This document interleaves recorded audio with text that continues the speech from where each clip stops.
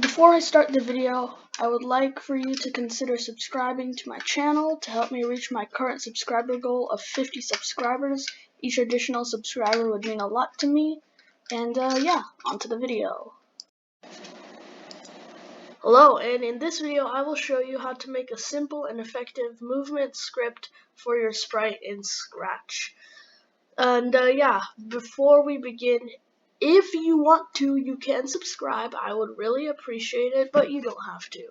Yeah, if you do, you can always unsubscribe later. But yeah, let's get started. So first, you need to pull out when flag clicked cap block, and then you need to go and get a forever loop. Then you can get 4 if statements. Let me pull those out.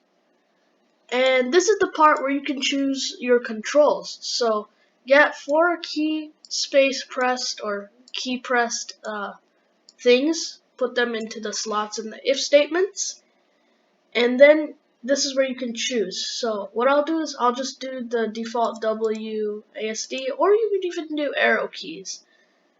It doesn't really matter, just any buttons that are on here, and maybe in a future video I'll show you how to do custom buttons like enter, because yeah, some people might want to know that. And D. Okay, so now we're going to pull out 2 change X blocks and 2 change Y blocks.